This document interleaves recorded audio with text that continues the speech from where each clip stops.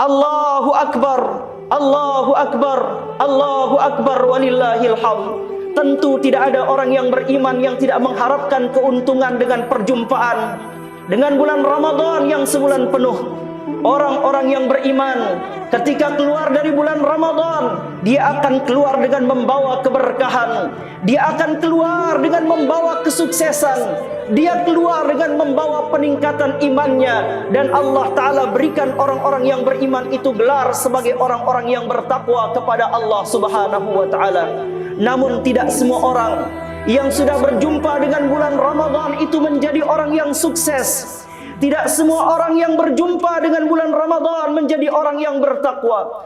Ada 3 golongan manusia yang disebutkan oleh baginda Nabi sallallahu alaihi wasallam, justru mereka adalah orang yang celaka.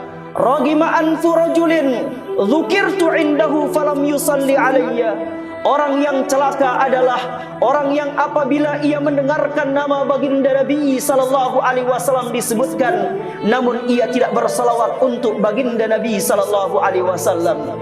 Salawatnya umat Nabi Muhammad sallallahu alaihi wasallam ketika mendengarkan nama baginda Nabi sallallahu alaihi wasallam adalah merupakan bukti cinta dan kerinduan umat ini kepada baginda Nabi sallallahu alaihi wasallam. Karena semakin sering kita bersalawat untuk baginda Nabi, maka semakin dekat makom kita nanti dengan baginda Nabi sallallahu alaihi wasallam. Maka sungguh celaka orang yang dia berkesempatan untuk bersalawat atas baginda Nabi sallallahu alaihi wasallam, namun berat baginya untuk bersalawat atas baginda Nabi ketika nama baginda Nabi disebutkan. Orang yang celaka yang kedua, ragima anfu rajulin dakhala alaihi Ramadan thumman salakha qabla an yughfaralah. Sungguh celaka sabda baginda Nabi sallallahu alaihi wasallam. Orang yang telah datang Ramadan kepadanya, lalu kemudian bulan Ramadan itu pergi meninggalkannya, sedangkan ia dalam keadaan belum mendapatkan ampunan Allah Subhanahu wa Ta'ala. Berapa banyak orang diberikan kesempatan oleh Allah Subhanahu wa Ta'ala berjumpa dengan bulan Ramadan, setelah sebelumnya mereka berdoa, Allahumma barik lana fi Rajab wa Sya'ban wa ballighna Ramadan. Ya Allah, berkailah hidup kami di bulan Rajab dan di bulan Sya'ban, dan perjumpakanlah kami dengan bulan Ramadan. Berapa banyak orang yang Allah Ta'ala panjangkan umurnya, lalu ia berjumpa dengan bulan Ramadan, akan tetapi kesempatan perjumpaan dengan bulan Ramadan itu tidak ia gunakan untuk bertaubat kepada Allah, tidak ia gunakan untuk bermunajat kepada Allah, tidak ia gunakan untuk dia mendekatkan diri kepada Allah, tidak ia gunakan untuk qiyamul lail, tidak ia gunakan untuk membaca Al-Quran. Zikirnya sedikit, salatnya sedikit, ibadahnya malas. Sungguh orang seperti itu adalah orang yang rugi. Ia berjumpa dengan bulan Ramadan, lalu bulan Ramadan pergi meninggalkannya, sedangkan ia belum mendapatkan ampunan Allah Subhanahu wa Ta'ala. Ia diberikan kesempatan berjumpa dengan bulan Ramadan, namun justru di dalam bulan Ramadan itu ia tidak malu bermaksiat kepada Allah di siang dan malam bulan Ramadan. Maka orang seperti itu adalah orang yang celaka. Wa ragima anfu rajulin adraka indahu abawahul kibar falam yudkhilahul jannah, rawahu Tirmidzi. Baginda Nabi sallallahu alaihi wasallam juga menyebutkan, sungguh celaka orang yang Allah Subhanahu wa Ta'ala berikan kepadanya 2 orang tua yang masih hidup, tetapi kedua orang tuanya tidak menjadi sebab ia masuk ke dalam surga.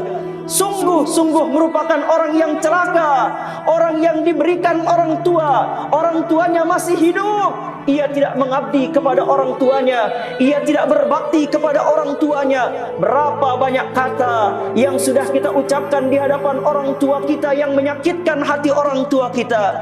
Berapa banyak perbuatan yang kita lakukan yang mungkin perbuatan itu menyakitkan hati kedua orang tua kita.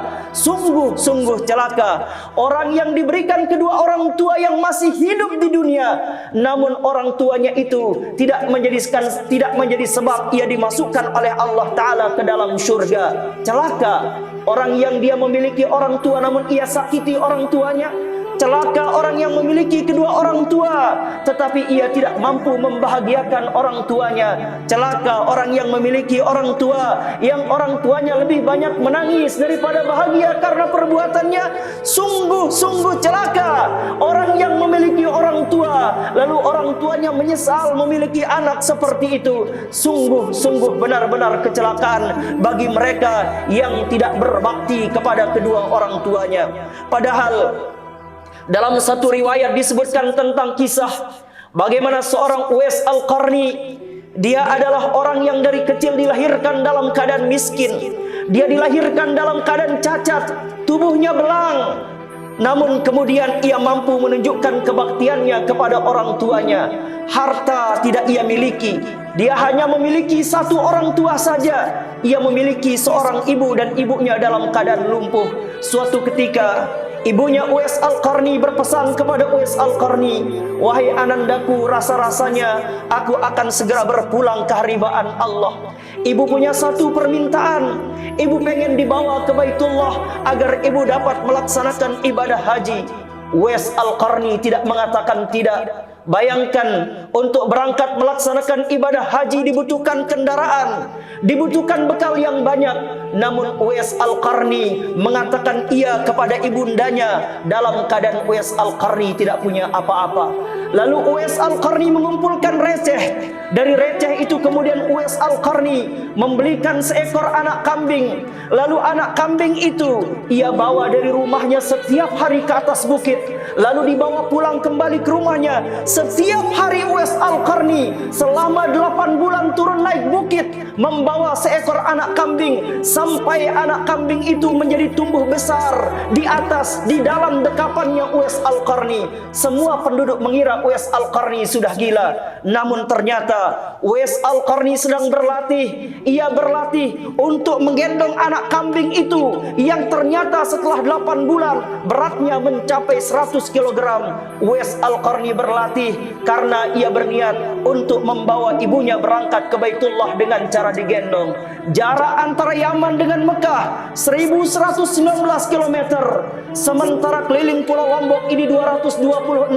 Artinya Uwais Al-Qarni menggendong ibunya untuk berangkat melaksanakan ibadah haji dari Yaman ke Baitullah lebih dari 5 kali berkeliling Lombok. Itulah yang dilakukan oleh Uwais Al-Qarni. Sampai pada akhirnya Uwais Al-Qarni pun sampai mengantarkan ibunya ke hadapan Ka'bah. Lalu kemudian ketika mereka berdoa, Uwais Al-Qarni berdoa kepada Allah, "Ya Allah, ampuni dosa ibuku ya Allah." Maka kemudian ibundanya bertanya, "Wahai Uwais Al-Qarni, kenapa engkau tidak berdoa untuk dirimu?" Maka kemudian Uwais Al-Qarni mengatakan, "Wahai ibuku, jika engkau telah diampuni oleh Allah, maka Allah akan memasukkanmu ke dalam syurga.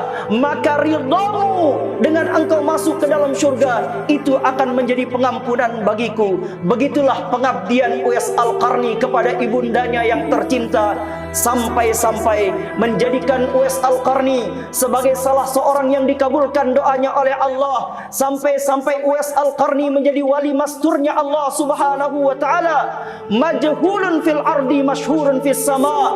Uwais Al-Qarni bahkan tetangganya tidak mengenalnya, bahkan tidak ada orang yang mau berteman dengan Uwais Al-Qarni karena ia miskin, karena ia cacat. Dia tidak terkenal di bumi, ia tidak viral di bumi. Namun malaikat-malaikat Allah, penduduk-penduduk langit mengenal siapa Uwais Al-Qarni karena ia berbakti kepada ibunya. Maka jangan sampai kita menjadi orang yang celaka karena kita masih memiliki kedua orang tua, namun kita tidak mampu membahagiakan kedua orang tua kita. Allah